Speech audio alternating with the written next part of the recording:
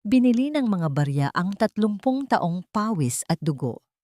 Habang nagpapakasasa sa nakaw na yaman, ang mga nagmamalinis na kalugmok sa putik, ang inang nag-alay ng lahat. Dinuraan niya apakan at itinuring na basura. Ngunit hindi nila alam isang bilyonaryo ang nagmamasid sa dilim. Tapos na ang pagiging sunod-sunuran, magbabayad ang mga abusado. Handa na ba silang salubungin ang puot ng isang anak na handang maningil? Basura.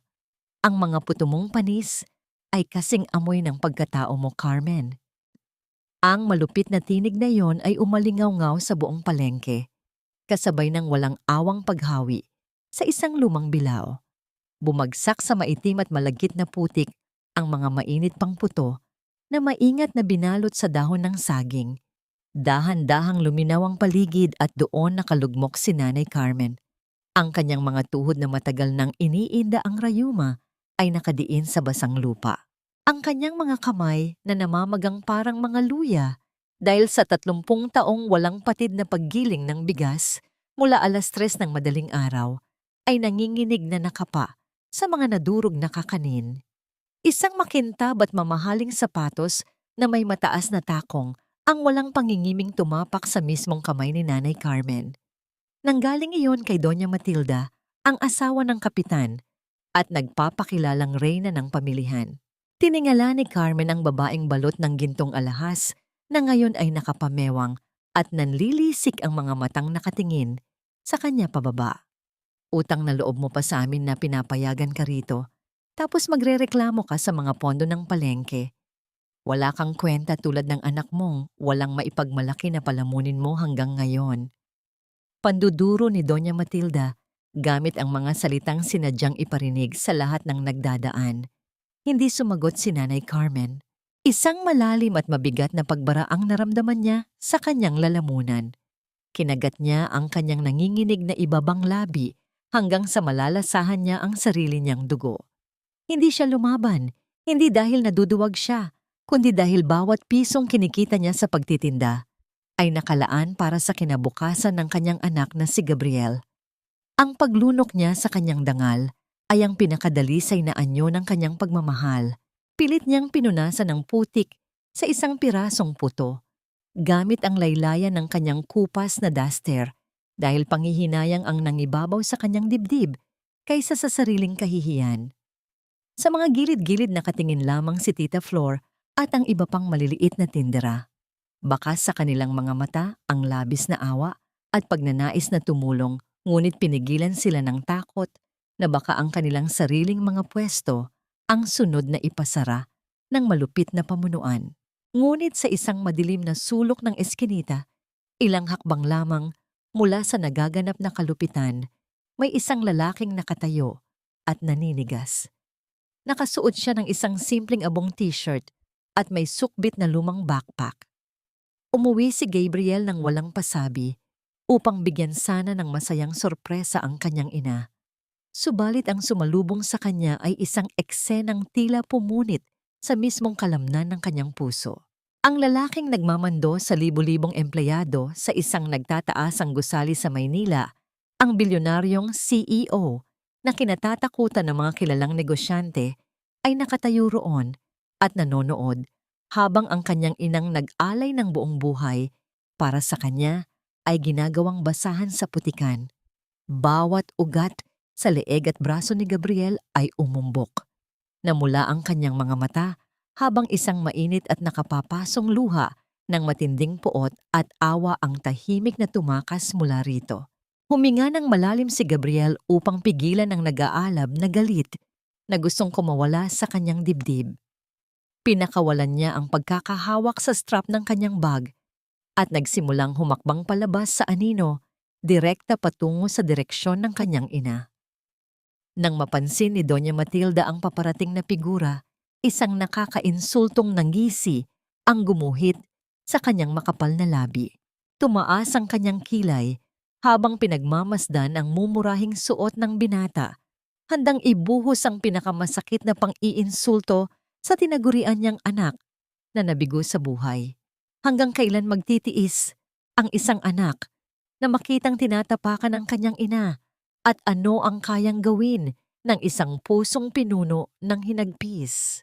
Walang kagatol-gatol na pinasadahan ng tingin ni Doña Matilda ang kabuuan ni Gabriel mula sa kupas nitong kamiseta hanggang sa lumang sapatos na nabalot ng putik. Ang kanyang labi ay humugis ng isang malapad at nakapandidiring pangungutya habang matalim na ibinabato ang mga salitang sinadyang sumugat. Tinawag niya itong pabigat isang walang kwentang anak na umuwi lamang dahil hindi nakasabay sa mabilis na takbo ng buhay sa Maynila. Pinaratangan niya itong isang linta na babalik lamang upang sipsipin ang natitirang lakas ng kanyang matandang ina. Bawat pantig na lumabas sa bibig ng ginang ay parang mga kalawanging patalim na sadyang ibinabaon at pinipilipit sa pagkatao ng binata upang ipahiya ito sa buong pamilihan. Ngunit sa halip na sumabog sa galit, ikinuyom ni Gabriel ang kanyang mga kamao sa loob ng kanyang bulsa. Ang kanyang mga kuko ay bumaon ng napadiin sa kanyang palad hanggang sa mag-iwan ng malalalim at mapupulang marka. Kilala siya sa mundo ng negosyo bilang isang taong walang inuurungan, ngunit alam niya na ang marahas at pisikal na pagganti sa gitna ng palengke ay magbababa lamang sa kanyang antas at hindi lulutas sa ugat ng kasamaan.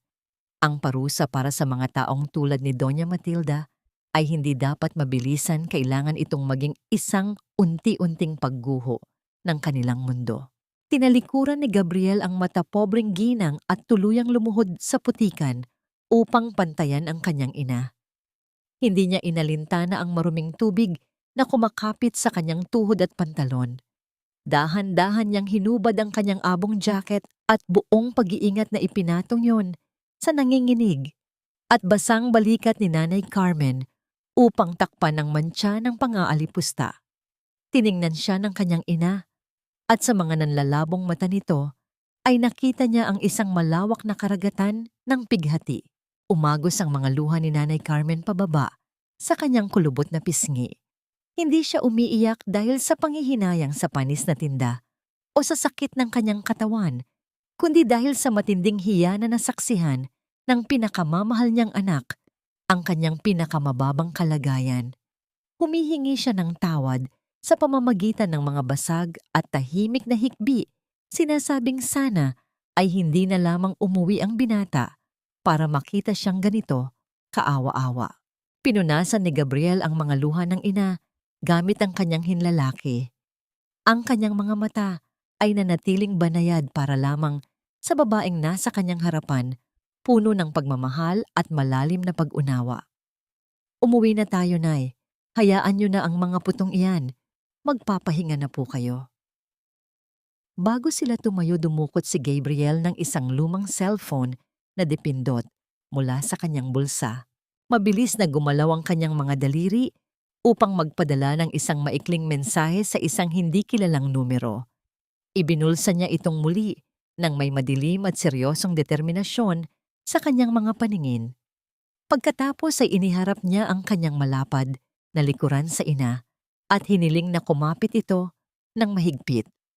Kahit nag-aalangan, dahil sa dumi ng kanyang damit, idinampi ni Nanay Carmen ang kanyang dibdib sa likod ng anak at ipinulupot ang mga nanginginig na braso sa leeg nito. Binuhat siya ni Gabriel ng walang kahirap-hirap. Habang naglalakad sila palayo, sa mga mapangutyang mata ni na Doña Matilda at sa mga mapanghusgang tingin ng iilan na ramdaman ni Gabriel ang pamilyar na init ng kanyang ina. Bumalik sa kanyang gunita ang mga araw noong siya ay bata pa, kung saan ang kanyang ina ang palaging bumubuhat sa kanya sa tuwing baha ang kanilang makipot na eskinita. Ngayon, siya naman ang magiging matibay na bundok na sasalo sa lahat ng pasakit ng babaeng nagluwal sa kanya. Pagdating nila sa kanilang munting bahay na yari sa pinagtagpi-tagping kahoy at kinakalawang na yero, dahan-dahang ibinaba ni Gabriel si Nanay Carmen sa isang lumang silyang kawayan. Kumuha siya ng malinis na tuwalya at maingat na lumuhod sa harapan nito upang alisin ang basang sapatos ng ina. Nang matanggal ang sapatos at ang manipis na medyas, Halos tumigil ang pagtibok ng puso ng binata. Bumulaga sa kanya ang mga paang namimintig sa matinding pamamaga. Ang mga ugat ay naglalabasan at kulay ube na, at ang mga buto sa sakong ay tila nabaluktot na dahil sa 30 taong walang patid na pagtayo sa malamig na semento ng palengke. Ito ang tunay na halaga ng kanyang edukasyon.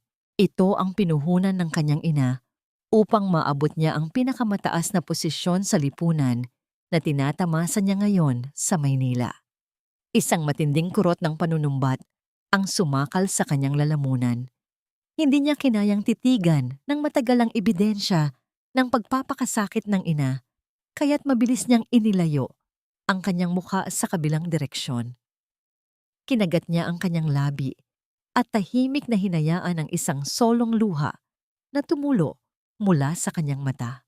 Paano niya mapapatawad ang sarili sa kanyang pagkabulag sa nakalipas na mga taon?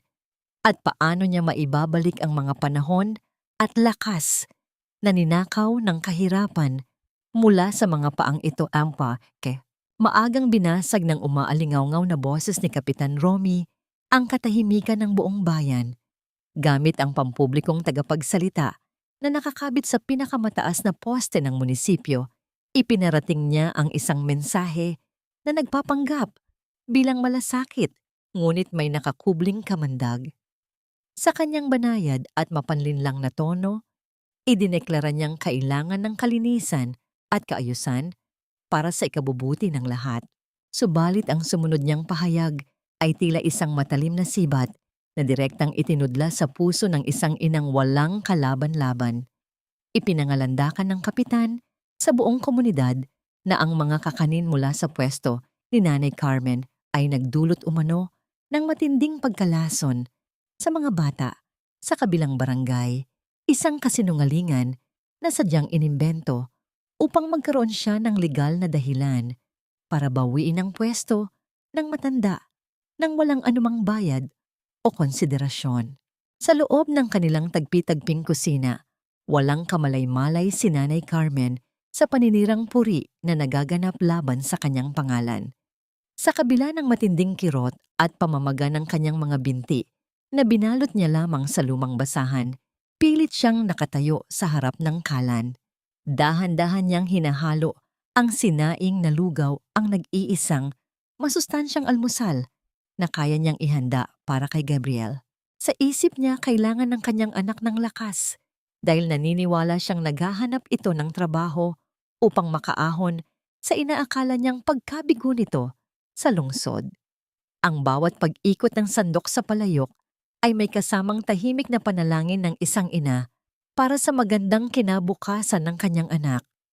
Ang mapayapang tagpong iyon ay biglaang naputol nang dumating si Tita Flor na hapong-hapo at namumutla ang mukha. Bago pa man makapagtanong si Nanay Carmen, sunod-sunod na iniluwal ng kanyang kaibigan ang masamang balita tungkol sa mga malulupit na paratang ni Kapitan Romy. Binitawan ni Nanay Carmen ang hawak na sandok at ang pagbagsak nito sa kahoy na lababo ay sumabay sa tila pagbagsak din ng kanyang buong mundo. Nanginig ang kanyang mga tuhod at tuluyang nawala ng kulay ang kanyang mga labi. Ang pwestong yon ang tanging dugtong ng kanyang buhay, ang nag-iisang hanapbuhay na sumuporta sa kanila sa loob ng 3 dekada. Sa sobrang takot at kalituhan na baka makulong siya, nang walang kasalanan na pahagulgol na lamang siya habang paulit-ulit na ibinubulong sa hangin na malinis ang kanyang gawa at wala siyang nilalasong tao. Mabilis na lumapit si Gabriel upang saluhin ang nanghihinang katawan ng kanyang ina. Niyakap niya ito nang mahigpit ipinaparamdam ang init at katatagan ng kanyang presensya upang maibsan ang paglamig ng buong katawan ng matanda. Gamit ang kanyang malalaking kamay, marahan niyang hinagod ang likod nito habang nagbibitaw ng mga salitang nagbibigay ng kapanatagan. Pinaupo niya si Nanay Carmen at pinaglapat ang nanginginig nitong mga palad sa isang baso ng maligamgam na tubig. Huminahon po kayo, Nay. Ako na po ang bahala. Hindi po totoo ang sinasabi nila. Huwag niyo na pong isipin yon. Magpahinga muna kayo rito at bababa ako sa bayan para mag-apply ng trabaho. Malumanay, ngunit may diin na wika ni Gabriel, pilit na itinatago ang nag-aalab na impyerno sa loob ng kanyang dibdib dahil ayaw niyang lalo pang mag-alala ang ina. Paglabas ng kanilang maliit na gate, tuluyang naglaho ang maamo at nag-aalalang mukha ng isang kawawang anak. Ang malamig na simoy ng hangin ay sumalubong sa isang lalaking ang mga mata ay nag-aapoy sa matinding determinasyon. Iniwan niya ang lumang depindot na telepono sa kanyang bulsa at sa halip ay nilabas ang isang makintab at itim na smartphone na may mataas na antas ng seguridad na ginagamit lamang niya para sa mga pribadong transaksyon sa kumpanya. Nang kumonekta ang linya sa kanyang personal na sekretarya sa Maynila, walang emosyon at kasing talim ng yelo ang bawat salitang binitiwan niya. Isang utos na magpapasimula sa unti-unting pagguho ng kaharian ng mga abusado, isang utos na naglalaman lamang ng mabilis na direktiba na ihanda agad ang lahat ng pondo para sa Project Palengke. Habang nagsisimulang gumalaw ang makapangyarihang impluwensya ni Gabriel mula sa mga anino sa mismong palengke, ay buong kayabangan namang ipinadikit ni Kapitan Romy ang isang malaking papel sa haligi ng pwesto ni Nanay Carmen. Isang opisyal na abiso na nagdedeklarang ipinasara at kinumpis ka na ang nasabing espasyo dahil sa banta sa kalusugan. Inilibot ng kapitan ang kanyang mapagmataas na paningin sa mga nakapaligid na tindera, nagbabanta na sino man ang magtangkang tumulong sa pamilya ni Carmen ay sasapitin ang kaparehong kapalaran ng pagkawala ng kabuhayan.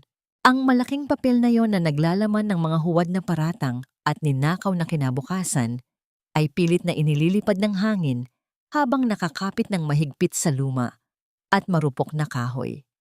Paano maibabalik ang isang dangal na pilit dinudumihan ng mga taong itinuturing na batas at hanggang kailan maghihintay ang inosenteng puso ng isang ina para sa hustisyang tila pikit mata sa mga mahihirap? Sa isang sulok ng maliit at luma na kapihan sa bayan, tila tumigil ang oras sa kakaibang tagpong nagaganap. 3 lalaking nakasuot ng pinong-pinong kasuotan na gawa pa sa Maynila ang nakayuko sa harap ng isang lalaking nakasuot lamang ng kupas na kamiseta. Hindi inalintana ng mga abogado ang alikabok sa paligid o ang init ng hangin na nagmumula sa labas dahil ang pawis na namumuo sa kanilang mga noo ay dulot ng matinding paggalang at kaba sa presensya ni Gabriel. Wala na ang maamong mukha ng anak ni Nanay Carmen. Ang nakaupo roon ay ang malamig at kalkuladong pinuno ng isang malaking imperyo, handang durugin ang sinumang umagrabyado sa kanyang pamilya. Inilapag ni Gabriel ang isang makapal na folder sa ibabaw ng marupok na lamesa. Sa mahinahon, ngunit seryosong tono, inutusan niya ang kanyang pangkat na bilhin ang buong korporasyon na nagmamay-ari sa lupang kinatitirikan ng palengke. Wala siyang pakialam kung bayaran nila ito ng 3 beses sa orihinal na halaga. Ang mahalaga ay makuha niya ang ganap na kontrol sa lalong madaling panahon. Dagdag pa rito, iniutos niya ang malalim na imbestigasyon sa lahat ng pondo at tulong pinansyal na dumaan sa mga kamay ni Kapitan Romy. Nais niyang hukayin ang bawat sentimong ninakaw ng mga ito mula sa pawis ng mga naghihirap na tindera. I want every single document checked. Kapag natapos tayo, wala silang matatatakbuhan. Mariing utos ng binata habang nakatingin sa kawalan. Habang inilalatag ni Gabriel ang kanyang malawakang plano, walang kamalay-malay si Doña Matilda na unti-unti nang tinatabasan ang mga haligi ng kanyang kayabangan. Sa palengke, nagmamalaki siyang naglalakad, bitbit ang isang mamahaling bag na pinupuno niya ng mga pilit na hininging barya mula sa mga tindera. Pilit niyang kinakamkam ang kakaunting kinita ni na Tita Flor bilang manoy bayad sa proteksyon at kalinisan ng pamilihan. Bawat barya na bumabagsak sa loob ng kanyang bag ay katumbas ng mga luhang tahimik na pinipigilan ng mga inang walang pambili ng hapunan para sa kanilang mga anak. Pilit nang ngumingiti si Tita Flor habang iniaabot ang perang sana ay pambili niya ng gamot na tatakot na baka ang kanyang maliit na pwesto ang isunod na ipasara ng malupit na ginang. Pagsapit ng hapon, nag-ibang muli ang anyo ni Gabriel nang tumapak siya sa bakuran ng kanilang tahanan. Bago pa man siya pumasok, mabilis niyang isiniksik sa ilalim ng kanyang unan ang isang kontratang nagkakahalaga ng bilyon-bilyong piso. Sa halip masaya niyang inilabas ang isang manipis na papel, isang pekeng katibayan na siya ay natanggap bilang isang tagatakbo ng mga utos sa isang maliit na opisina sa bayan. Nang makita niya ang kanyang inang nakaupo sa gilid ng bintana habang maingat na hinihimas ang mga namamagang binti, mabilis siyang lumapit at umupo sa sahig. Gamit ang kanyang mainit at malalaking palad, maingat niyang pinisil at minasahe ang mga binti ni Nanay Carmen. Pinapawi ang pamimintig ng mga ugat nito na dulot ng labis na pagod. Ipinakita niya ang pekeng liham at ibinalita na mayroon na siyang marangal na trabaho. Tumingin si Nanay Carmen sa kanyang anak na may halong pighati at pagmamalaki. Hinaplos ng kanyang magaspang na kamay ang buhok ni Gabriel at sa isang nanginginig na tinig ay nakiusap itong bumalik na lamang ang binata sa Maynila dahil walang magandang kinabukasan na naghihintay dito sa probinsya at ayaw niyang madamay ang anak sa gulong kinakaharap niya. Ngumiti lamang si Gabriel, kinuha ang kamay ng ina at pinaghahalikan ang mga kalyo nito. Nangako siyang mananatili siya sa tabi nito dahil ang tunay na tagumpay para sa kanya ay ang makitang ligtas ang babaeng nagpalaki sa kanya. Ang mga simpleng sandaling iyon ay nagdala ng pansamantalang ginhawa at pag-asa sa pagod na puso ni Nanay Carmen.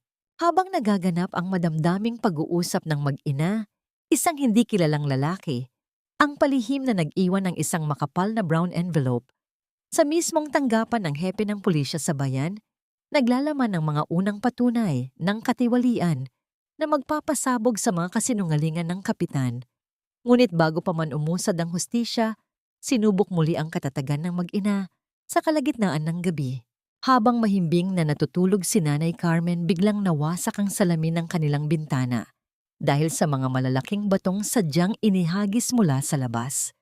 Ang mga basag na piraso ng salamin ay nagliparan at kumislap sa ilalim ng liwanag ng buwan, nagbabadyang tumama sa mahinang katawan ng matanda. Mabilis na dumamba si Gabriel upang harangan ng kanyang sariling likod at mga braso ang panganib at niyakap ang kanyang ina ng mahigpit. Sa pagdungaw niya sa siwang ng sirang bintana, nakita niya ang mga anino ng mga lalaking inupahan ni Kapitan Romy na mabilis na tumatakbo palayo, isang malinaw na babala upang takutin silang lisanin ng bayan. Habang nanginginig sa takot si Nanay Carmen, sa kanyang mga bisig isang nakakabinging katanungan ang bumalot sa isip ni Gabriel. Paano mapapanatag ang isang ina kung ang mismong bubong na nagkakanlong sa kanila ay pilit na ginigiba ng mga taong ganid sa kapangyarihan? Ang mga matutulis na piraso ng basag na salamin ay nagkalat sa sahig na gawa sa kahoy kumikinang sa ilalim ng maputlang liwanag ng buwan. Mahigpit na nakapulupot ang nanginginig na mga braso ni Nanay Carmen sa malalapad na balikat ni Gabriel, ginagawang panangga ang sariling mahinang katawan laban sa anumang panganib na maaaring dumating. Ramdam na ramdam ni Gabriel ang mabilis at magulong pagtibok ng puso ng kanyang ina na nakadiin sa kanyang dibdib. Dahan-dahan niyang inalis ang ilang bubog na sumabit sa maputing buhok nito habang ang kanyang sariling puso ay tila dinudurog ng dalisay at walang katumbas na pagmamahal ng isang magulang. Kinabukasan, habang nagpapanggap si Gabriel na mahimbing pang natutulog tahimik na lumabas ng kanilang munting tahanan, si Nanay Carmen, pinilit niyang ihakbang ang kanyang mga binti kahit patila pinupunit ang kanyang mga kasukasuan. Sa bawat galaw, marating lamang ang naglalakihang gate ng mansyon ni na Kapitan Romy. 2 oras siyang nagtiis na nakatayo sa labas, binabata ang nakapapasong sikat ng araw na tumatagos sa kanyang manipis na damit. Ang mga butil ng pawis ay walang patid na umaagos mula sa kanyang kulubot na noo, patungo sa kanyang mga mata, ngunit hindi siya umalis. Handa niyang tiisin ang init at pagod, mailayo lamang ang kanyang anak sa galit ng mga taong makapangyarihan. Nang tuluyang bumukas ang mabigat na gate, lumabas si Doña Matilda na may hawak na isang manipis na dokumento. Walang pakundangan niya itong inihagis sa mismong harapan ni Nanay Carmen. Ang papel ay dahan-dahang lumapag sa maalikabok na lupa. Ito ay isang kasunduan kung saan kusang loob na isusuko ng matanda ang kanyang pwesto sa palengke ng walang anumang kapalit. Taglay ang isang mapang-insultong ngiti inutusan ni Doña Matilda ang kaawa-awang ina na lumuhod at magmakaawa ng kapatawaran para sa tinatawag nilang pagiging arogante nito. Tinitigan ni Nanay Carmen ang nag-iinit na semento. Bumalik sa kanyang gunita ang lahat ng kanyang isinakripisyo ang mga barya at lukot na perang inipon ng mga madaling araw na nagtiis siya sa usok ng kalan at ang matamis na ngiti ni Gabriel noong makapagtapos ito ng pag-aaral.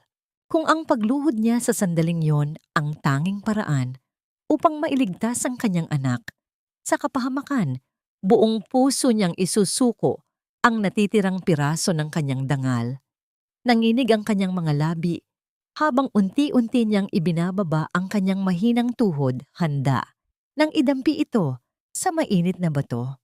Subalit bago pa man tuluyang sumayad ang kanyang tuhod sa lupa, isang malaki at matipunong kamay ang mahigpit na kumapit sa kanyang braso upang pigilan ang kanyang pagbagsak. Isang malakas na puwersa ang marahang humila sa kanya pabalik sa pagtayo at isinilong siya sa isang ligtas na yakap. Si Gabriel, ang dibdib ng binata, ay mabilis na umaangat at bumababa dahil sa matinding puot na pinipigilang sumabog. Humakbang siya paharap upang tabingan ang kanyang ina at idiniretso ang kanyang paningin kay Kapitan Romy na kalalabas lamang ng pintuan. Ang mga mata ni Gabriel ay hindi naglalarawan ng isang talunan o mahirap na lalaki. Ito ay naglalabas ng isang napakalamig at matalim na titig na nagdulot ng biglaang pagtayo ng balahibo sa batok ng tiwaling opisyal. Hindi luluhod ang nanay ko sa mga magnanakaw. Mariing pahayag ni Gabriel ang kanyang boses ay mababa, ngunit siksik sa isang nakakikilabot na awtoridad. Sa halip na pansinin ang malupit na mag-asawa, itinaas ni Nanay Carmen ang kanyang magaspang na kamay upang punasan ng pawis na namuo sa noo ni Gabriel. Sa pagkakataong yon, ang kanyang tanging inaalala ay ang kalagayan ng anak at hindi ang sariling kahihiyan. Nang itaas ni Gabriel ang kanyang braso upang hawakan ang kamay ng ina, dahan-dahang umurong ang kupas na manggas ng kanyang jacket. Sa isang maikling sandali nanlaki ang mga mata ni Kapitan Romy nang masilayan niya ang isang kumikinang at napakamamahaling relo na nakapulupot sa pulso ng binata.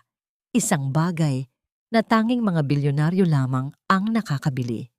Isang hindi maipaliwanag na takot at pagkalito ang biglang bumalot sa isipan ng kapitan. Upang itago ang kanyang biglaang kaba, sumigaw si Kapitan Romy at galit na inutusan ng kanyang mga bantay na palayasin ang mag-ina. Itinuro niya ang kanyang nanginginig na daliri kay Gabriel. Kay Gabriel, sumusumpang dudurugin niya ang pamilya nito at tuluyang palalayasin sa kanilang bayan sa magaganap na malaking fiesta bukas. Habang marahang inaalalayan ni Gabriel ang kanyang ina, palayo sa mansyon isang mabigat at nakadudurog na tanong ang patuloy na bumabagabag sa puso ni Nanay Carmen. Paano nila malalagpasan ang nagbabadyang unos kung ang pinakamakapangyarihang tao sa kanilang lugar ay handang ibuhos ang lahat ng puot nito bukas na bukas din? Ang bawat paghinga ni Nanay Carmen ay tila may kasamang bigat ng buong mundo habang dahan-dahan silang naglalakad pabalik sa kanilang munting tahanan. Ang katahimikan sa loob ng kanilang dampa ay tila isang mabigat na kumot na bumabalot sa mag-ina, maliban na lamang sa mahinang pag-inday ng bintanang may sira na sumasabay sa simoy ng hangin. Inalalaya ni Gabriel ang kanyang ina na maupo sa gilid ng kanilang papag. Muli kumuha siya ng isang palanggana ng maligamgam na tubig at maingat na inilubog doon ang mga paa ng matanda na tila lalong namula dahil sa matagal na pagtayo sa labas ng mansyon ni na Kapitan Romy. Habang hinihilot ni Gabriel ang mga binti ng ina, ramdam niya ang bawat panginginig ng kalamnan nito. Tumingin si Nanay Carmen sa labas ng bintana sa kadilimang tila lalong nagiging nakakatakot dahil sa nagbabadyang banta bukas. Ang kanyang mga mata ay puno ng labis na pag-aalala, hindi para sa kanyang pwesto sa palengke, kundi para sa kaligtasan ng kaisa-isang anak na itinuturing niyang buhay. Ang kanyang puso ay parang unti-unting pinipiga sa tuwing maaalala ang galit na mukha ng kapitan at ang mga bantay nitong handang gumamit ng dahas. Gabriel anak, baka mas mabuti kung bumalik ka na sa Maynila ngayong gabi. Pabulong at nanginginig na wika ni Nanay Carmen habang hinahawakan ng kamay ng anak. Hayaan mo na ako rito. Kaya ko ang sarili ko. Ayaw kong dahil sa akin ay mapahamak ka. Malakas ang impluwensya ni na Romy anak at tayo ay maliit na tao lamang sa kanilang paningin. Ngumiti ng bahagya si Gabriel, isang nangiting hindi umabot sa kanyang mga mata na puno ng lihim na puot. Pinisil niya ang kamay ng ina at hinalikan ito. Nay, huwag kayong mag-alala. Magtiwala po kayo sa akin. Hindi tayo tatalikod sa laban na ito dahil wala tayong kasalanan. Bukas sa araw ng fiesta, matatapos na ang lahat ng paghihirap nyo. Nang makatulog na si Nanay Carmen dahil sa labis na pagod at emosyon, dahan-dahang lumabas si Gabriel sa kanilang maliit na balkonahe. Sa ilalim ng malamlam na liwanag ng buwan, inilabas niya ang kanyang itim na smartphone. Ang liwanag ng screen ay tumama sa kanyang seryosong mukha habang binabasa ang mga ulat mula sa kanyang team sa Maynila. Ang pagbili sa kumpanyang nagmamay-ari ng lupa ng palengke ay tapos na. Ang lahat ng mga dokumento ng katiwalian ay nasa kamay na ng mga abogado. Handa na ang lahat para sa pinakamalaking pagtatanghal ng katarungan. Sa isang mabilis na kumpas ng kanyang daliri, ipinadala niya ang huling direktiba para sa susunod na araw. Subalit sa kalagitnaan ng gabi, nagising si Nanay Carmen dahil sa matinding kaba. Sa kanyang isip tanging ang kaligtasan ni Gabriel ang mahalaga.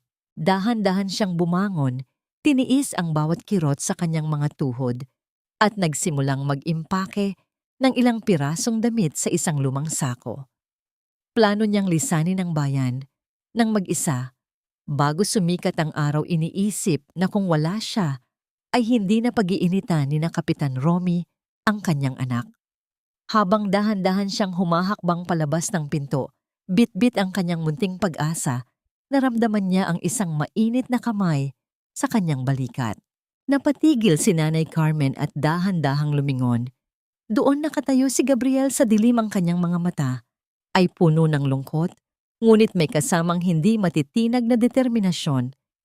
Kinuha niya ang sako mula sa kamay ng ina at muli itong ipinasok sa loob. Nay, wala na po tayong tatakbuhan dahil dito po ang ating tahanan. Bukas ipakikita ko sa inyo ang isang himala. Matulog na po kayo dahil simula bukas wala nang magpapaluha sa inyo. Naiwan si Nanay Carmen na nakatingin sa likod ng kanyang anak, naguguluhan at natatakot sa kung ano ang tinutukoy nitong himala.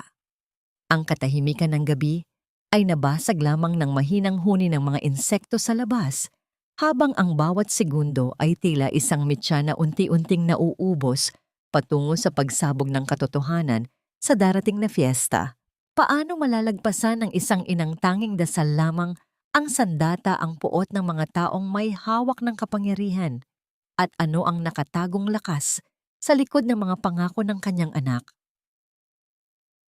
Ang sikat ng araw sa umaga ng fiesta ay tila hindi nagdadala ng init ng pag-asa para kay Nanay Carmen, kundi isang masakit na paalala ng nagbabadyang pagtatapos ng kanyang 3 dekadang pangarap. Sa buong palengke, Makulay ang mga banderitas na sumasayaw sa hangin at ang bango ng inihaw na pagkain ay humahalimuyak sa bawat sulok. Ngunit para sa matanda, ang bawat hudyat ng selebrasyon ay tila isang mitya na unti-unting nauubos. Nakatayo siya sa tapat ng kanyang selyadong pwesto, tinitingnan ang malaking papel na may huwad na paratang na nakapaskil sa haligi. Ang kanyang mga kamay ay mahigpit na nakakapit sa kanyang kupas na pitaka, habang ang bawat tibok ng kanyang puso ay puno ng pangamba para sa kanyang anak na si Gabriel.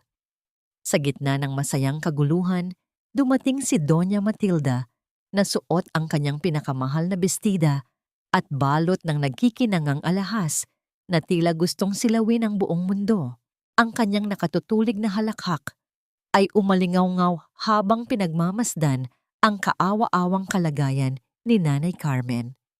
Lumapit siya ng may mapang-aping ngiti at ipinamukha sa matanda na ngayong araw ay darating ang bagong tagapamahala ng lupa, ang makapangyarihang chairman na formal na magtataboy sa mga tulad ni Carmen na tinawag niyang dumi sa kintab ng bagong palengke. Ang bawat salitang binitiwan ng ginang ay puno ng kamandag pilit na dinudurog ang natitirang lakas ng loob ni Nanay Carmen sa harap ng maraming tao. Tingnan mo ang sarili mo, Carmen. Kahit anong dasal mo, hindi ka na makakabalik dito. Mamayang hapon, kapag dumating na ang bilyonaryong chairman ikaw at ang anak mong talunan, ay magiging bahagi na lamang ng basurang itatapon namin. Pangungot siya ni Doña Matilda habang iwinawagayway ang kanyang pamaypay na gawa sa mamahaling tela. Hindi nagtagal ay dumating si Gabriel bitbit ang isang munting supot ng tinapay para sa kanyang ina. Nakasuot pa rin siya ng simpleng damit, ngunit ang kanyang tindig ay tila may kakaibang bigat na hindi maipaliwanag. Nang makita siya ni Doña Matilda, lalo lamang itong nagpakita ng kabastusan at tinawag si Gabriel na isang dakilang palamunin na walang ibang alam, kundi ang panoorin ang pagbagsak ng sariling ina. Pinigilan ni Nanay Carmen ang kanyang anak, hinawakan ng braso nito ng mahigpit dahil ayaw niyang gumawa ito ng gulo na maaaring maging dahilan ng pagkakulong nito. Ang kanyang mga mata ay nagsusumamo kay Gabriel na huwag nang patulan ang malupit na ginang kahit na ang bawat pangungutya ay tila mga latay na humahagupit sa kanyang dangal. Ngumiti lamang si Gabriel sa kanyang ina, isang nangiting puno ng misteryo at katiyakan. Hinawakan niya ang pisngi ni Nanay Carmen at marahang pinunasan ang butil ng pawis na namuo rito. Naihayaan niyo lang silang magsaya sa huling pagkakataon. Mamaya ang lahat ng luhang ibinuhos niyo sa palengkeng ito ay papalitan ko ng dangal na hindi nila kailanman kayang bilhin. Bulong ni Gabriel sa tono na tila isang panata. Sa kabila ng kanyang simpleng anyo, ang kanyang mga mata ay nanatiling nakatitig sa malaking entablado na itinayo sa gitna ng palengke kung saan nakaplano ang malaking pagsalubong sa bagong may-ari ng lupain. Habang papalapit ang oras ng tanghalian, isang malakas na tunog ng sirena mula sa mga sasakyan ng pulisya ang narinig mula sa bukana ng bayan hudyat ng pagdating ng mga VIP. Ang lahat ng tao sa palengke ay nagkagulo, bawat isa ay gustong masilayan ang bilyonaryong chairman na balita ay may-ari ng naglalakihang kumpanya sa bansa. Si Kapitan Romy at Doña Matilda ay mabilis na nag-ayos ng kanilang mga sarili. Tumayo ng tuwid sa harap ng entablado habang may dalang malalapad ng ngiti ng pagpapasikat. Sa gitna ng kaguluhang ito, nanatili si Gabriel sa tabi ng kanyang ina, hawak ang kamay nito ng mahigpit habang ang unang itim na sasakyang may itim na salamin ay dahan-dahang huminto sa tapat ng pulang carpet. Ang bawat mata sa palengke ay nakapako sa pintuan ng sasakyang iyon, habang ang puso ni Nanay Carmen ay tila hihinto sa takot na baka ito na ang katapusan ng lahat. Sino nga ba ang lalabas sa sasakyang iyon na may hawak ng kanilang kapalaran? At handa na ba ang puso ng isang ina na harapin ang katotohanang itinatago ng kanyang sariling anak? Ang bawat pag-ikot ng mga gulong ng mamahaling sasakyan sa ibabaw ng tuyong lupa ay nagpataas ng makapal na alikabok tila isang tabing na naghihiwalay sa mundo ng mga mayayaman at sa mundong kinagisnan ni Nanay Carmen. Ang mga nanonood na taumbayan ay napuno ng pagkamangha habang si Doña Matilda naman ay halos hindi na mapakali sa kanyang kinatatayuan. Sa kanyang kumpas, mabilis na pinalayas ng mga bantay ang mga maliliit na tindera mula sa harapan ng entablado, kabilang na si Nanay Carmen. Itinulak sila patungo sa pinakalikod na bahagi ng palengke sa tabi ng mga tumpok ng basura at mga sirang kahon upang hindi raw makabaho sa pagsalubong sa mga panauhing pandangal. Nakalubog ang mga paa ni Nanay Carmen sa maputik na bahagi ng eskinita habang yakap-yakap ang kanyang sarili sa gitna ng init at masangsang na amoy. Ang kanyang mga mata ay nananatiling nakayuko, hiyang-hiya sa sarili at sa kalagayan ng kanyang anak na kasama niya sa madilim na sulok na yon. Ang bawat halakhak ni Doña Matilda mula sa malayo ay tila mga karayom na tumutusok sa kanyang pagkatao. Sa bawat sandaling lumilipas lalong bumibigat ang pakiramdam ni Nanay Carmen na siya ay isang malaking pabigat sa buhay ni Gabriel. Naisip niya kung wala sana siya rito, baka maganda ang naging simula ng trabaho ng kanyang anak sa bayan. "Gabriel anak please, umalis na tayo rito." Pakiusap ni Nanay Carmen sa pagitan ng kanyang mga hikbi na pilit niyang pinatatahimik. "Hindi ko na kayang makita kang ganito na itinuturing tayong basura. Mas mabuti pang umuwi na tayo at wag nang bumalik sa palengkeng ito kailanman." Huminga ng malalim si Gabriel at hinawakan ang mga kamay ng ina. Marahan niyang pinunasan ang mantsa ng putik na tumalsik sa pisngi ni Nanay Carmen gamit ang kanyang sariling kamay. Ang kanyang puso ay nagdurugo sa matinding awa, ngunit kailangang manatiling matatag ang kanyang loob. Alam niya na ang bawat pait na nararanasan nila ngayon ay ang huling bahagi na lamang ng isang mahabang kabanata ng pagdurusa. "Sandali na lang, Nay. Konting tiis na lang po. I promise you, after today, no one will ever look down on you again. Mananatili tayo rito dahil karapatan nating makuha ang hustisya." Sa kabilang dako ang pintuan ng unang sasakyan ay dahan-dahang bumukas. Isang lalaking nakasuot ng barong at may bitbit na mga dokumento ang bumaba. Ito ay ang personal na sekretarya ni Gabriel na si Marcos. Mabilis na lumapit sina Kapitan Romy at Matilda. Ang kanilang mga mukha ay tila mga asong naghihintay ng pagkakataong makalapit sa kanilang Panginoon. Ibinuhos nila ang lahat ng kanilang naggagandahang salita. Kay Marcos, iniisip na ito na ang kinatatakutan nilang chairman. Ngunit ang mga mata ni Marcos ay hindi nakatuon sa kanila. Inilibot niya ang kanyang paningin sa paligid, tila may hinahanap na napakahalagang tao sa gitna ng libu-libong mamamayan. Sandaling nagtama ang paningin ni na Marcos at Gabriel mula sa malayo. Isang bahagyang tango lamang ang ibinigay ni Gabriel, isang senyas na naintindihan agad ng kanyang tauhan. Sa halip na pumanhik sa entablado, lumapit si Marcos sa gawin ni Nanay Carmen, ngunit pinigilan siya ni Gabriel sa pamamagitan ng isang matalim na titig hudyat na hindi pa ito ang tamang oras para sa pagbubunyag. Ang pagkilos na ito ni Marcos ay nagdulot ng labis na pagkalito at kaba kay Kapitan Romy. Bakit tila mas interesado ang kinatawan ng malaking kumpanya sa madilim na sulok ng palengke kaysa sa handa nilang pagsalubong? Sa gitna ng tensyong ito, naramdaman ni Nanay Carmen ang paghina ng kanyang tuhod. Ang lahat ng emosyong itinago niya sa loob ng 3 dekada ay tila gustong sumabog ng sabay-sabay. Tumingin siya kay Gabriel na may halong takot at pagtataka. Sino ba talaga ang kanyang anak? At bakit sa tuwing may krisis ay tila meron itong kapangyarihang hindi niya maunawaan? Habang ang pangalawang sasakyan ay dahan-dahang bumubukas, ang bintana, isang nakabibinging katahimikan ang bumalot sa buong palengke. Ano ang mangyayari kapag nalaman ng lahat na ang taong itinapon nila sa tabi ng basura ay ang siya palang may-ari ng kanilang buong kinabukasan? Ang tanong na ito ay naiwang nakabitin sa hangin kasabay ng panginginig ng kamay ni Nanay Carmen na patuloy na naghahanap ng kasagutan sa mga mata ng kanyang anak. Dahan-dahang bumaba ang maitim na salamin ng pangalawang sasakyan. Mula sa loob ay lumabas ang isang matandang lalaki na kilalang kilala ng mga taga-bayan, si Ginoong Santos, ang may-ari ng kumpanyang nagpapaupa ng buong lupain ng palengke.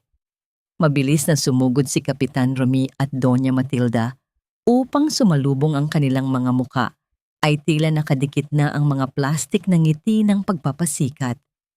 Ngunit si Ginoong Santos ay halatang hindi mapalagay. Ang kanyang mga kamay ay nanginginig habang pinapahid ang pawis sa kanyang noo gamit ang isang panyo at ang kanyang mga mata ay panay ang sulyap sa kanyang telepono. Hindi niya maintindihan kung paano naging mabilis ang paglipat ng kanyang kumpanya sa kamay ng isang misteryosong bilyonaryo mula sa Maynila sa loob lamang ng isang magdamag. Umakyat si Kapitan Romy sa entablado na pinalalamutian ng mga makukulay na tela upang simulan ang formal na programa. Hawak ang mikropono binalot ng kanyang mayabang na boses ang buong kapaligiran habang nagtatalumpati tungkol sa disiplina at pag-unlad. Ipinangalandakan niya na ang darating na bagong pamamahala ay magdadala ng modernisasyon at mag-aalis sa mga tinawag niyang sagabal sa kalinisan ng bayan. Sa harap ng libu-libong tao, muli niyang binanggit ang pangalan ni Carmen bilang halimbawa ng mga tinderang walang disiplina at nagdadala ng dumi sa palengke. Ang bawat salita ng kapitan ay parang marahas, na hampas ng latigo sa natitirang lakas ni Nanay Carmen. Ang matanda ay napakapit ng husto. Sa braso ni Gabriel ang kanyang katawan ay nanginginig sa matinding kahihiyan at takot na baka tuluyan na silang mawalan ng tirahan dahil sa galit ng mga makapangyarihan. Naramdaman ni Gabriel ang malamig at nanginginig na palad ng kanyang ina. Tumingin siya sa mukha nito. Ang mga labi ni Nanay Carmen ay tuyong-tuyo at ang kanyang mga mata ay namumula sa pinipigilang pag-iyak. Ang pighati sa puso ng matanda ay hindi para sa kanyang sarili, kundi ang sakit na makitang ang kanyang anak ay nakatayo sa tabi ng tambak ng basura na dadamay sa kanyang kahihiyan sa harap ng buong bayan. Gusto niyang hilahin si Gabriel, palayo iligtas ito sa mapanghusgang tingin ng mga kapitbahay na ngayon ay nagsisimula ng magbulungan. Patawad anak bulong ni Nanay Carmen sa pagitan ng kanyang mga hikbi na halos hindi na lumabas sa kanyang lalamunan dahil sa tindi ng sakit ng kalooban. Dapat ay hindi na kita pinauwi rito para makita ang ganitong dumi at kahihiyan. Humarap si Gabriel sa kanyang ina. Sa kabila ng matinding galit na nagpapakulo sa kanyang dugo, laban sa mga nasa ibabaw ng entablado, ang kanyang mukha ay napuno ng walang katumbas na lambing. Nang titigan niya si Nanay Carmen, hinawakan niya ang magkabilang balikat nito at marahang pinisil ang mga ito upang maghatid ng init at lakas. Naitumingin po kayo sa aking mga mata, malumanay, ngunit may hindi matitinag na kapangyarihan ang kanyang tinig. Ang dumi ay hindi nasa atin, kundi nasa puso ng mga taong nandoon sa itaas na mapangapi. Tandaan niyo po ang bawat luhang pumatak sa inyo ngayon, ang huling bayad sa lahat ng hirap natin sa nakalipas na 30 taon. Magsisimula na po ang ating bagong umaga. Magtiwala po kayo sa akin. Sa ibabaw ng entablado, lumapit si Marcos kay Ginoong Santos at may ibinulong na nagpabago sa kulay ng mukha nito mula sa pagiging mapula patungo sa labis na pamumutla. Biglang napaatras si Ginoong Santos, halos mabitawan ang kanyang hawak na baston habang ang kanyang mga mata ay nanlalaking tumitig sa direksyon ng madilim na sulok sa likod ng palengke, kung saan nakatayo si Gabriel. Ang pagbabagong ito sa ikinikilos ng mga panauhin ay nagdulot ng kakaibang bulong-bulungan sa mga taong nakapaligid.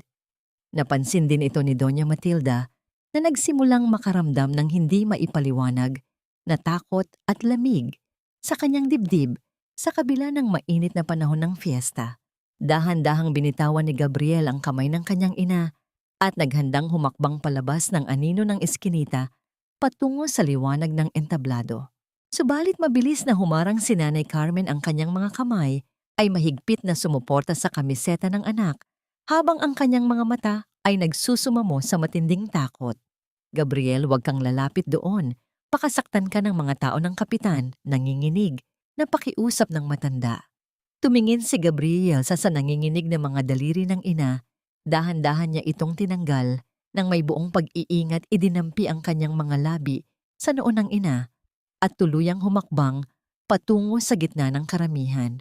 Paano haharapin ng isang inang tanging kaligtasan ng anak? Ang kanyang panalangin, ang katotohanang ang kanyang tahimik at simpleng anak ay may kapangyarihang magpabagsak sa mga taong itinuturing nilang Diyos sa bayang ito.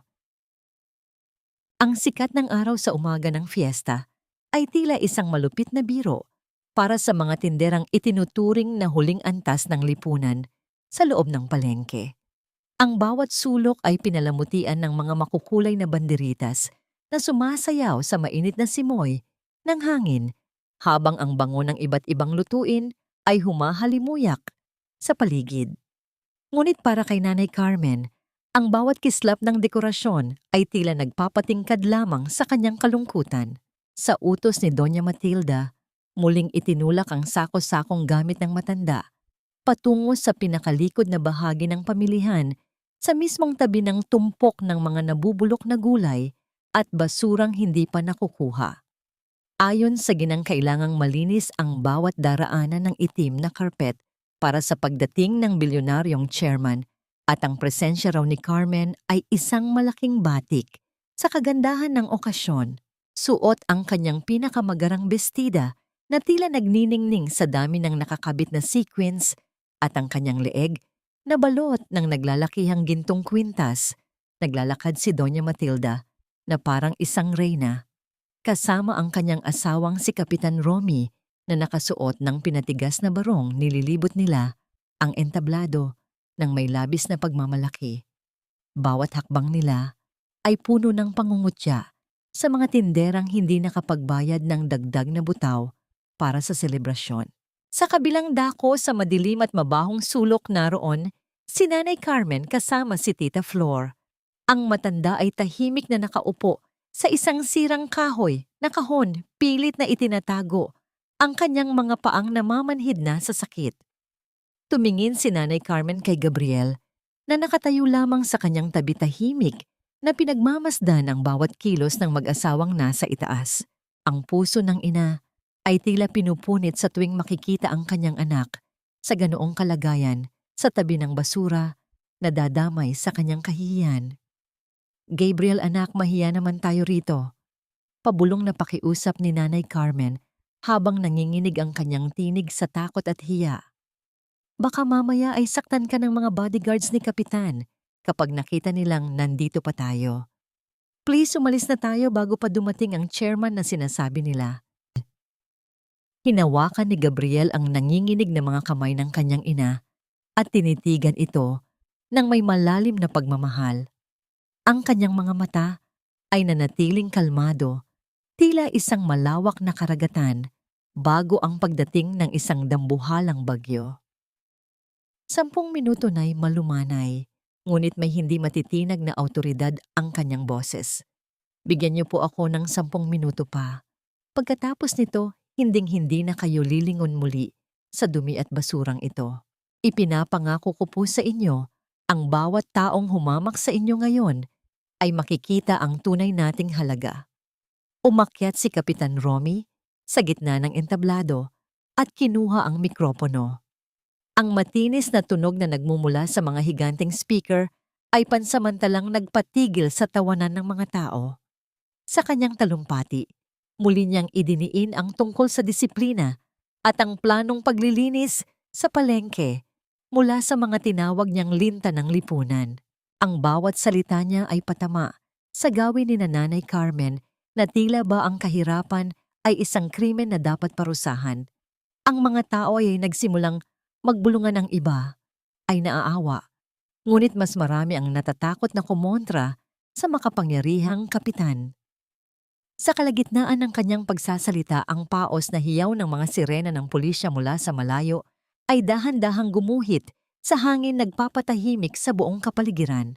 Mula sa dulo ng kalsada, lumitaw ang isang dwan ng mga sasakyang kulay itim makinang at tila mga mamahaling hiyas na gumagapang sa maalikabok na kalsada. Ang malalim na ugong ng kanilang mga makina ay tila isang dambuhalang hayop na dahan-dahang humihinga, nagbibigay ng pahiwatig ng hindi mapantayang kapangyarihan. Lahat ng tao ay napatayo, bawat leeg ay nakatingala, at ang lahat ng hininga ay tila na bilanggo sa kanilang mga dibdib. Dahan-dahang huminto ang pinakaunang sasakyan, isang itim na Maybach, sa tapat mismo ng pulang carpet na inilatag ni Romy.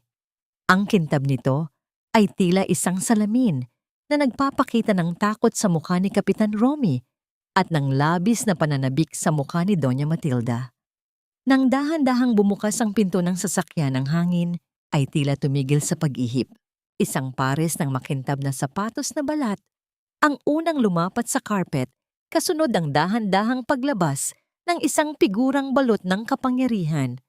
Napahawak si Nanay Carmen sa damit ni Gabriel, ang kanyang puso ay mabilis na tumitibok habang ang kanyang paningin ay pilit na inaaninag ang taong may hawak ng kanilang kapalaran. Sino nga ba ang maglalakas loob na tumayo sa harap ng lahat upang baguhin ang daloy ng kanilang buhay? At handa na ba ang buong bayan sa katotohanang sasambulat sa harap ng kanilang mga mata? Ang bawat mata sa buong palengke ay tila naging estatwa habang dahan-dahang bumubukas ang pintuan ng itim na Maybach. Isang malalim at mabigat na katahimikan ang bumalot sa paligid na tila ba pati ang hangin ay natakot na umihip. Sa harap ng entablado, si Kapitan Romy ay halos humahalik na sa lupa sa sobrang pagyuko, habang si Doña Matilda ay pilit na inaayos ang kanyang mga alahas na tila ba doon nakasalalay ang kanyang buong halaga. Maligayang pagdating po, Sir Chairman. Ang panginginig na tinig ng kapitan ay narinig sa buong kapaligiran, puno ng labis na pagpapakumbaba at pagnanasa na makuha ang loob ng makapangyarihang panauhin. Isang matikas na lalaki na nakasuot ng barong. Ang unang bumaba, si Marcos, ang personal na sekretarya ni Gabriel. Ngunit sa halip na pansinin ang nakalahad na kamay ng kapitan, mabilis na lumipat si Marcos sa kabilang pintuan at yumuko ng may pinakamataas na antas ng paggalang. Sa sandaling iyon, isang figura ang dahan-dahang lumabas mula sa loob ng sasakyan. Wala na ang kupas na kamiseta at maalikabok na sapatos. Ang nakatayo sa harap ng lahat ay isang lalaking balot ng isang suit na gawa sa pinakamahal na tela mula sa ibang bansa. Ang kanyang tindig ay naglalabas ng isang awtoridad na tila kayang magpaguho ng mga bundok. Ang sikat ng araw ay kumikislap sa kanyang mamahalin at itim na relo, ang mismong bagay na nagbigay ng kaba kay Romy noong nakaraang araw. Nang iangat ng lalaki, ang kanyang mukha, tila tumigil ang pag-ikot ng mundo para kina Doña Matilda at Kapitan Romy. Ang kanilang mga mata ay nanlaki sa hindi maipaliwanag na sindak at ang kanilang mga labi ay nanginig habang pilit na binubuo ang isang pangalang hindi nila akalaing maiuugnay sa kapangyarihang ito. Ang lalaking itinuring nilang talunan, ang anak ni Carmen na kanilang itinaboy sa tabi ng basura, ay ang siya palang bilyonaryong chairman na kanilang hinihintay. Ang mga bulong-bulungan sa paligid ay biglang naputol, pinalitan ng isang nakabibinging pagkamangha na bumalot sa bawat taong naroroon. Hindi nagtagal, mabilis na kinuha ni Marcos ang isang makapal na folder mula sa loob ng sasakyan at kung kising inabot ito kay Gabriel. Boss, narito na po ang lahat ng mga legal na dokumento para sa formal na paglilipat ng pagmamay-ari. Ang malinaw na boses ni Marcos ay umalingaw-ngaw, tila isang hatol na nagpabagsak sa lahat ng kayabangan ng mag-asawang Romy. Ang mga tuhod ni Doña Matilda ay tila nawalan ng buto, kaya't napakapit siya ng mahigpit sa braso ng asawa, habang ang pawis ay walang tigil na umaagos sa kanyang makapal na kolorete.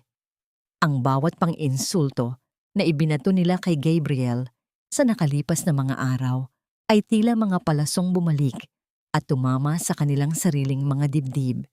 Sa halip na umakyat sa entablado upang tanggapin ang parangal, dahan-dahang humakbang si Gabriel patungo sa madilim at mabahong sulok ng palengke. Ang bawat paglapat ng kanyang makintab na sapatos sa maruming semento ay nagdadala ng isang mensahe ng katarungan. Ang mga tao ay kusang tumatabi, nagbibigay ng daan ng may halong takot at paghanga. Habang papalapit siya, nakita niya si Nanay Carmen na nakatayo pa rin sa tabi ng tumpok ng basura. Ang kanyang mga kamay ay nakatakip sa kanyang bibig habang ang mga luha ay walang tigil na dumadaloy mula sa kanyang mga mata. Hindi makapaniwala ang matanda sa nakikita. Ang kanyang munting Gabriel na madalas niyang ipagdasal dahil sa takot na magutom ay nakatayo sa harap niya bilang isang hari. Narating ni Gabriel ang pwesto ng kanyang ina.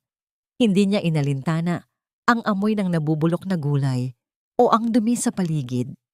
Kinuha niya ang kanyang puting panyo at dahan-dahang pinunasan ang mga luha sa mukha ni Nanay Carmen. Ang kanyang ugnayan sa ina ay tila isang sagradong sandali na nagpatigil sa lahat ng ingay sa paligid. Hinawakan niya ang mga magaspang na kamay ng ina, ang mga kamay na nagluwal at nagpalaki sa kanya sa gitna ng kahirapan. At sa harap ng libu-libong saksi, idinampi niya ang mga ito sa kanyang noo ng may labis na pagmamahal. Paano tatanggapin ng mga taong mapang-api ang katotohanang ang kanilang hinamak ay ang may-ari na ngayon ng kanilang kapalaran? At anong klaseng paniningil ang nakahanda para sa mga pusong walang habag? Ang makapal na folder na hawak ni Marcus ay dahan-dahang inabot kay Gabriel, tila isang hatol na nakatadhana nang bumagsak sa ulo ng mga nagkasala. Sa bawat pagbuklat ni Gabriel sa mga pahina, ang tunog ng papel na kumikiskis sa isa't isa ay nagdala ng matinding kaba sa dibdib ni Kapitan Romy. Ang lahat ng mga ebidensya ng kanyang katiwalian, ang mga lihim na transaksyon ang pagnanakaw sa pondo para sa pagsasaayos ng palengke at ang pagmamanipula sa mga butaw ng mga maliliit na tindera ay malinaw na nakatala sa bawat pahina. Hindi makapagsalita ang kapitan. Ang kanyang lalamunan ay tila tinumbasan ng tuyong buhangin habang ang kanyang mga mata ay hindi makatingin ng direkta sa lalaking dati niyang tinawag na basurero. Humakbang si Gabriel patungo sa gitna ng entablado, dala ang isang awtoridad na hindi matatawaran. Kinuha niya ang mikropono mula sa nanginginig na kamay ng kapitan. Ang bawat salitang binitiwan niya ay mahinahon, ngunit siksik sa bigat ng katarungan. Binasa niya ang bawat detalyadong krimen ni Romy mula sa huwad na ulat ng pagkalason, sa pagkain hanggang sa pananakot sa mga inosenteng tindera. Sa bawat pangungusap ang mukha ni Doña Matilda ay tila unti-unting nauubusan ng dugo hanggang sa maging kasing puti na ito ng papel. Ang kanyang mga kamay na kanina ay punong-puno ng kayabangan ay ngayon ay pilit na kumakapit sa pasamano ng entablado upang hindi siya tuluyang matumba. Sir Chairman, wait. Let me explain, it's all a big misunderstanding. Ang nanginginig at pautal-utal na sigaw ni Kapitan Romy habang ang pawis ay bumubuhos mula sa kanyang noo at nagbabadyang tumulo sa kanyang barong. Sinubukan niyang lumapit kay Gabriel, ngunit hinarang siya ng mga tauhan ni Marcus. Ang kanyang mga mata ay nagsusumamo, ngunit wala siyang nakitang kahit anong bahid ng awa sa malamig na paningin ng bilyonaryo. Huminga ng malalim si Gabriel bago muling nagsalita. Ang kanyang tinig ay umaling-aungaw sa bawat sulok ng pamilihan. Ang pamilya ko ay nagdusa ng 30 taon nang walang ninanakaw sa sinuman. Ang nanay ko ay nagtiis sa hirap sa dumi at sa pang-aapi niyo para lamang mabigyan ako ng marangal na buhay. Ngunit kayo ginamit niyo ang kapangyarihan niyo para lalong ibaon ang mga taong wala nang mahugot sa kanilang mga bulsa. Pagkatapos nito, binaling niya ang kanyang tingin sa hepe ng pulisya na kanina pa nakatayo sa gilid. Isang bahagyang tango ang ibinigay ni Gabriel at doon na formal na lumapit ang mga opisyal upang basahan ng sakdal ang mag-asawa. Sa gitna ng kaguluhan, mabilis na nag-ingay ang mga taumbayan. Ang mga tiyutong, na dati ay tahimik at takot, ay nagsimulang sumigaw ng katarungan. Ang mga matatandang tindera, na ilang dekada ring pinahirapan, ay naglabas ng kanilang mga hinaing habang ang iba ay hindi mapigilang umiyak sa labis na kaba at saya. Ang pagbagsak ng mga posa sa mga pulso ni Romy at Matilda ay tila isang hudyat ng pagwawakas ng isang madilim na panahon. Nagmakaawa si Matilda, sumisigaw na ginawa niya lamang yon para sa kanyang pamilya. Ngunit ang bawat salita niya ay tinumbasan lamang ng mapanghamak na tingin mula sa mga taong dati niyang niyapakan. Dahan-dahang lumapit si Gabriel kay Nanay Carmen na kanina pa nakapanood mula sa ibaba ng entablado. Ang matanda ay tila estatwa, hindi pa rin lubos na maunawaan kung paano nagbago ang ihip ng tadhana sa loob lamang ng ilang sandali. Inalalayan siya ni Gabriel na tumayo at maingat na inakay patungo sa mismong selyadong pwesto ng kanilang sapa ng ban. Sa harap ng lahat hinawakan ni Gabriel ang dulo ng papel na nagsasaad ng pagsasara ng pwesto at buong lakas itong pinunit hanggang sa maging maliliit na piraso na nilipad ng hangin. Ang katahimikan ay muling bumalot ng yakapin ni Gabriel ang kanyang ina ng napakahigpit. Ramdam niya ang panginginig ng matanda at ang mga luha nito na bumabasa sa kanyang mamahaling suit. Ang tagumpay na ito ay hindi para sa kanya, kundi para sa bawat butil ng pawis na ibinuhos ng kanyang ina sa loob ng 3 dekada. Ngunit habang pinapanood nilang isinasakay sa patrol car ang mga ganid, isang malalim na katanungan ang pumasok sa isip ni Gabriel. Sapat na ba ang pagkakulong ng mga ito upang hilumin ang lahat ng sugat na iniwan ng nakaraan? O ito pa lamang ang simula ng isang mas mahabang landas patungo sa tunay na kapayapaan? Unti-unting naglaho sa paningin ang sasakyan ng mga pulis, bitbit ang mag-asawang Romy at Matilda na ngayoy tila mga basang sisiw sa likuran ng rehas ng bakal. Ang bawat pag-ikot ng gulong nito sa maalikabok na kalsada ay nag-iiwan ng isang uri ng katahimikan na matagal nang hindi nararanasan sa pamilyang iyon, isang katahimikan ng paglaya. Ang mga banderitas na kanina ay tila sumasayaw para sa mga mapang-api ay ngayoy wumawagayway na para sa tagumpay ng mga maliliit na tindera. Nanatiling nakatayo si Gabriel sa gitna ng entablado, ngunit ang kanyang mga mata ay hindi nakapako sa kapangyarihang hawak niya, kundi sa isang matandang babaeng nakatayo sa ibaba ang kanyang ina.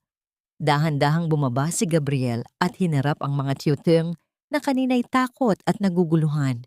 Sa isang malinaw at buong tinig, ipinahayag niya na bilang bagong may-ari ng lupain, ay agad niyang pinapawalang bisa ang lahat ng mga iligal na butaw at dagdag na bayarin na ipinataw ng dating pamunuan. Ipinag-utos din niya kay Marcus na simulan ang pamamahagi ng tulong pinansyal para sa mga tinderang labis na naapektuhan ng pang-aabuso ni Romy. Ang mga hiyaw ng kagalakan ay dahan-dahang napalitan ng mga luha ng pasasalamat. Lumapit si Tita Flor at ang iba pang mga kasamahan ni Nanay Carmen, hindi magkandatuto sa pasasalamat habang hinahawakan ang mga kamay ni Gabriel. Maraming salamat, Gabriel. Hindi namin nakalain na ang batang palaging tinutulungan namin noon ang siyang magliligtas sa amin ngayon. Ang nanginginig na wika ni Tita Flor habang pinapahid ang kanyang mga mata gamit ang dulo ng kanyang apron. Ngumiti si Gabriel at hinawakan ang balikat ng matanda. Kayo po ang nagturo sa akin ng tunay na kahulugan ng pakikipagkapwa-tao, tita. Utang ko po sa inyo ang proteksyong ibinigay nyo kay nanay habang wala ako. Nang humupa ang kakaguluhan, inakay ni Gabriel si Nanay Carmen pabalik sa kanilang munting tahanan. Habang naglalakad, ramdam ni Gabriel ang bawat bigat ng hakbang ng kanyang ina. Ang katahimikan sa pagitan nilang dalawa ay siksik sa mga katanungan at emosyong hindi pa lubos na mailabas. Pagdating sa bahay, pinaupo ni Gabriel ang ina sa paborito nitong silyang kawayan. Ang sikat ng hapon na tumatago sa siwang ng kanilang dampa ay nagbibigay ng isang ginintuang liwanag sa mukha ni Nanay Carmen na tila ba dahan-dahang binubura ang mga bakas ng pagod at takot. Maingat na lumuhod si Gabriel sa harapan ng kanyang ina. Kinuha niya ang mga kamay nito, ang mga kamay na nagluwal, nag-aruga at nagtrabaho ng 30 taon para lamang marating niya ang kinalalagyan niya ngayon. Sa unang pagkakataon, tinitigan ni Gabriel ang mga kalyo at ang mga nangingitim na kuko ng ina sa ilalim ng maliwanag na ilaw. Isang matinding kurot ng panunumbat ang dumaan sa kanyang dibdib. Habang siya ay nakaupo sa malalamig na opisina sa Maynila at humahawak ng bilyon-bilyong piso, ang kanyang ina ay narito nakikipaglaban sa putik at pang-aapi. Naipatawarin niyo po ako. Ang basag na tinig ni Gabriel ay tila isang pagsisisi na matagal nang nakakulong sa kanyang puso. Naging bulag po ako. Inakala ko na ang pagpapadala ng pera ay sapat na para mabigyan kayo ng magandang buhay. Hindi ko alam na habang lumalaki ang pangalan ko sa Maynila, ay lalo namang lumiliit ang mundo niyo rito dahil sa takot at pagpapakasakit. Hinawakan ni Nanay Carmen ang mukha ng kanyang anak. Ang kanyang mga daliri ay marahang humahaplos sa mga pisngi ni Gabriel, tila ba tinitiyak na ang lalaking nasa harap niya ay ang mismong sanggol na inalagaan niya noon. Anak, wala kang dapat ihingi ng tawad. Ang bawat kalyo sa aking kamay at bawat sakit sa aking tuhod ay isang karangalan dahil alam kong nagtagumpay ka. Iyon lang naman ang tanging pangarap ko, ang makita kang hindi nagugutom at hindi inaapi. Yumakap si Gabriel sa mga binti ng kanyang ina at hinayaan ang kanyang mga luha na pumatak sa kupas na duster nito. Sa sandaling iyon, ang bilyonaryong CEO ay muling naging isang maliit na batang naghahanap ng kalinga. Ang dahan-dahang paghaplos ng ina sa kanyang buhok ay nagdala ng isang uri ng kapayapaan na hindi kayang bilhin ng anumang yaman.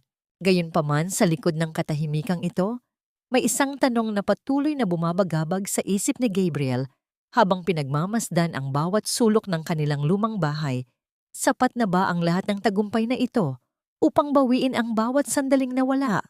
At paano niya tuturuan ang kanyang inang muling mangarap para sa sarili nito pagkatapos ng 3 dekada ng pag-aalay ng buhay para sa iba? Ang sikat ng umaga ay pumasok sa pagitan ng mga siwang ng bintana, nagdadala ng isang uri ng liwanag na tila hindi lamang nanggagaling sa araw, kundi sa isang bagong pag-asang nananahan na sa loob ng kanilang tahanan. Sa labas, ang mga tunog ng mga kagamitang pangkumpuni na tumatama sa mga luma at kinakalawang na yero ng palengke ay nagbibigay ng isang kakaibang ritmo sa paligid.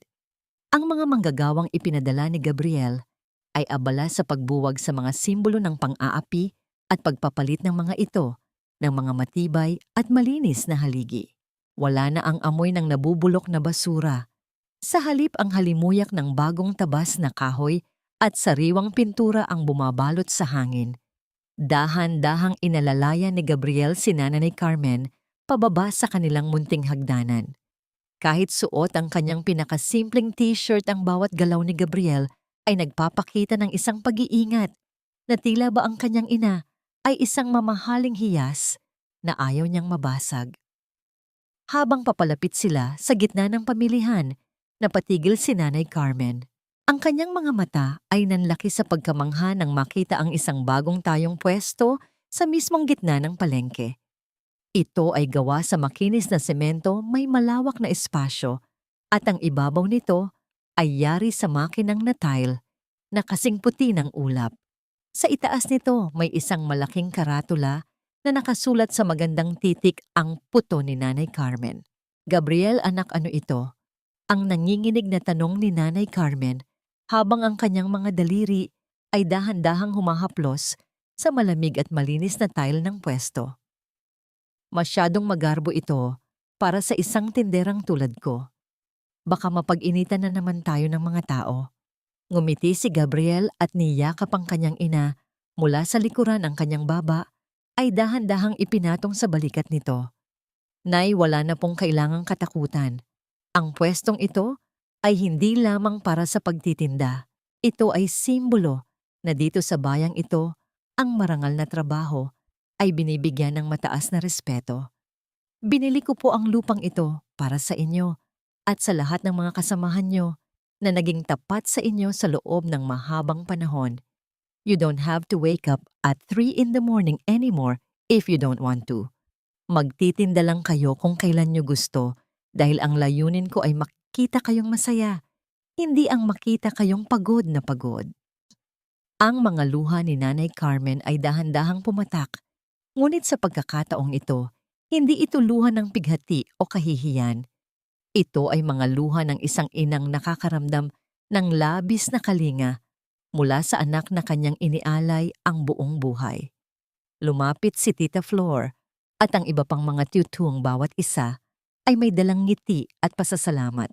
Ipinahayag ni Gabriel na ang lahat ng mga pwesto ay sasailalim sa pagsasaayos sa ilalim ng kanyang kumpanya at walang sino man ang kailangang magbayad ng mataas na butaw.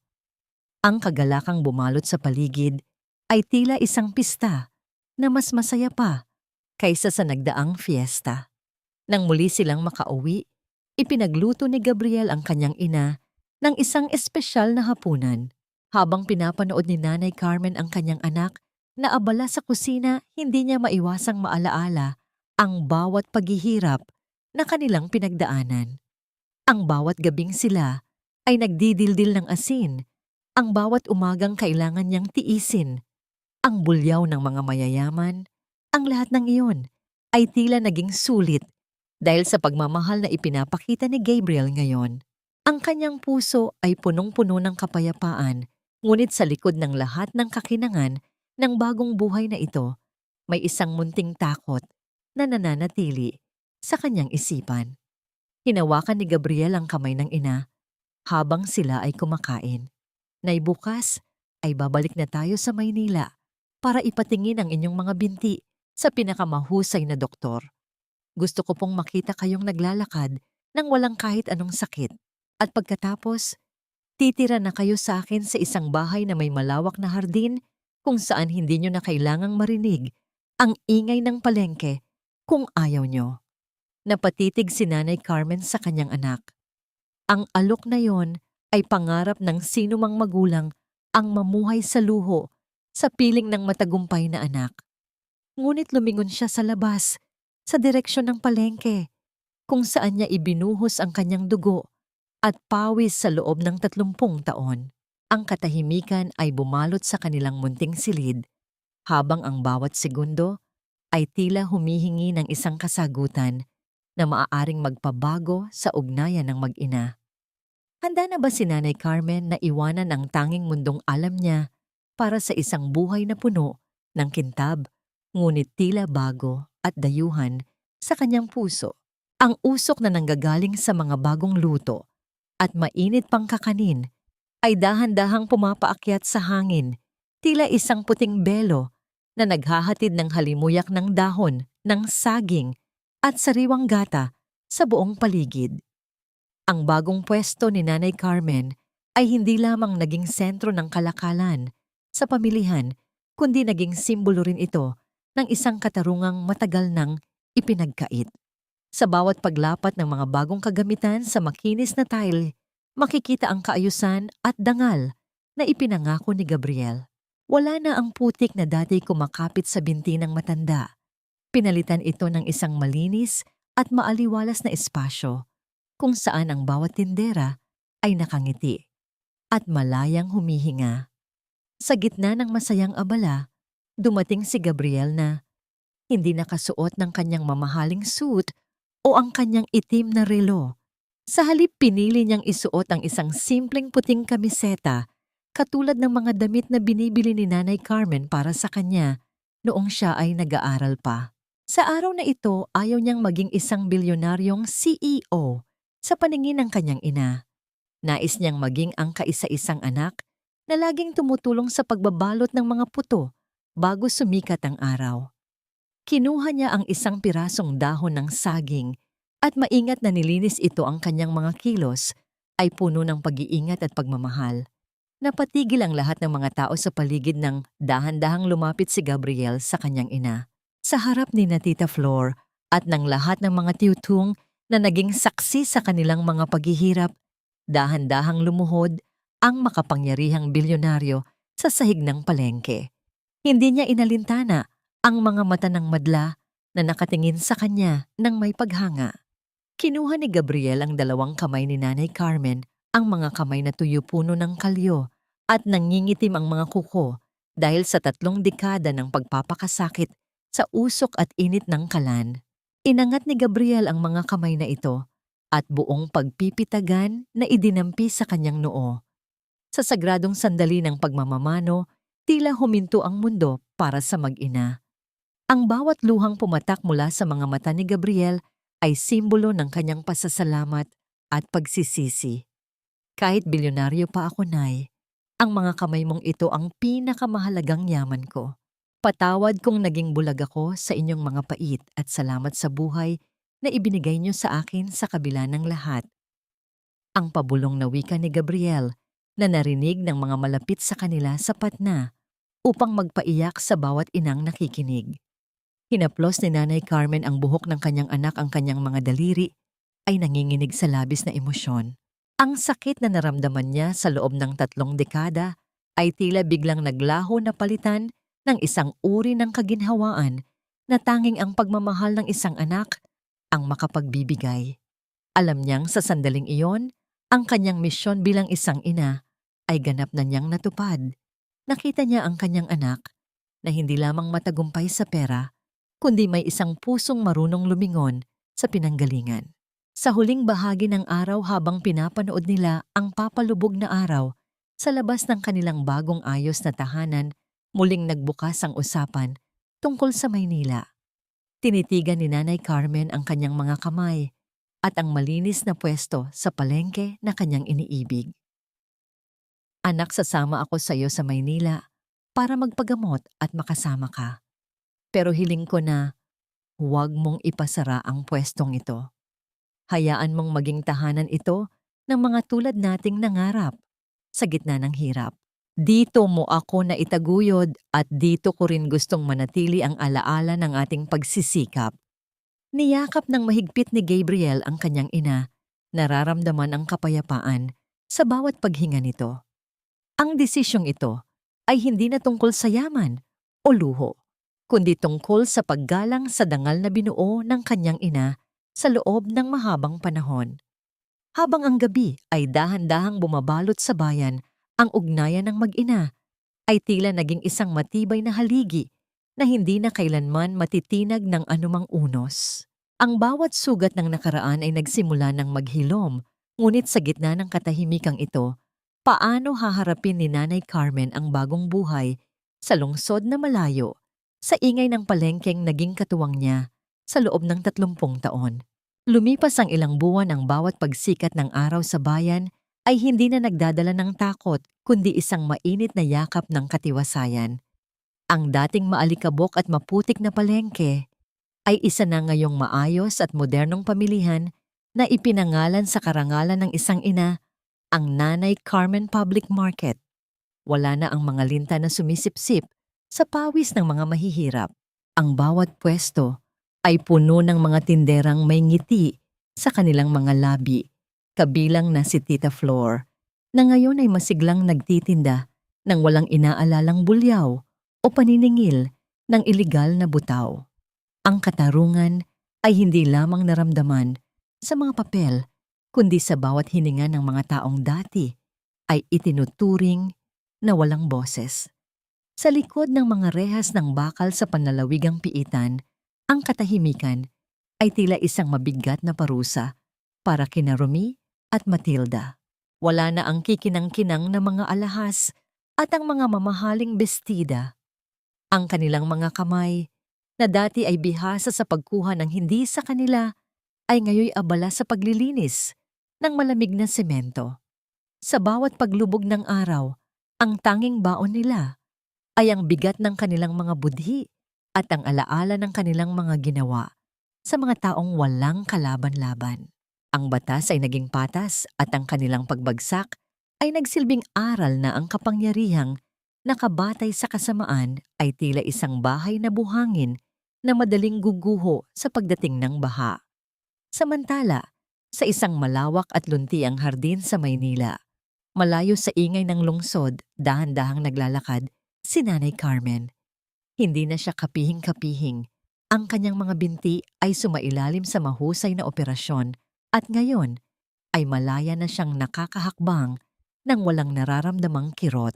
Suot ang isang malinis na bestidang gawa sa malambot na tela.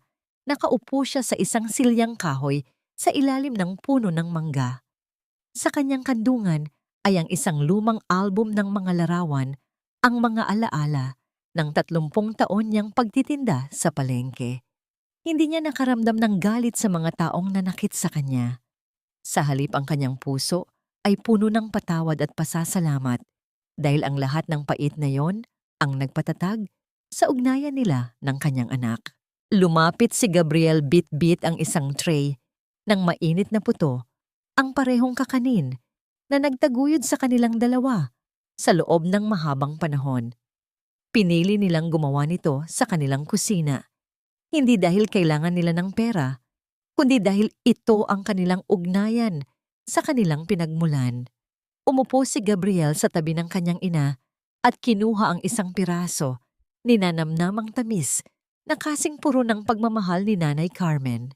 Ang bilyonaryong CEO ay tila isang paslit muli na nakasandal sa balikat ng kanyang ina, habang ang banayad na simoy ng hangin ay naglalaro sa kanilang mga buhok. Nay, masaya po ba kayo rito? Ang malumanay na tanong ni Gabriel habang tinitingnan ang payapang mukha ng ina. Ngumiti si Nanay Carmen, ang kanyang mga mata ay nagniningning sa ilalim ng sikat ng hapon. Higit pa sa masaya, anak. Ang tunay na kayamanan ay hindi ang kintab ng bahay na ito, kundi ang makita kitang isang mabuting tao. Ang lahat ng hirap ko sa palengke ay parang isang panaginip na lang na may magandang gising. Nahanap ko na ang tunay na kapayapaan sa piling mo. Ang pagmamahala ng mag-ina ay naging isang kwentong hindi kailanman malilimutan, isang patunay na ang munting barya mula sa tapat na paggawa ay mas mahalaga kaysa sa bilyon-bilyong pisong galing sa pandaraya. Ang bawat sugat ng nakaraan ay ganap ng naghilom, nag-iwan lamang ng mga peklat na nagsisilbing medalya ng kanilang katapangan. Habang ang gabi ay dahan-dahang bumabalot sa mundo ang liwanag sa loob ng kanilang tahanan, ay mananatiling maliwanag isang tanglaw ng pag-asa para sa lahat ng mga inang patuloy na lumalaban at para sa lahat ng mga anak na marunong lumingon sa tunay na yaman ng buhay. Ang kwento ni Nanay Carmen at Gabriel ay nag-iwan ng isang mahalagang aral na ang pinakamataas na uri ng tagumpay ay ang hindi paglimot sa dangal ng kaluluwa. Sa huli, ang hustisya ay dumating, ang kapayapaan ay nanahan, at ang tiniw ng isang ina ay nanatiling pinakamakapangyarihang puwersa sa buong sanlibutan.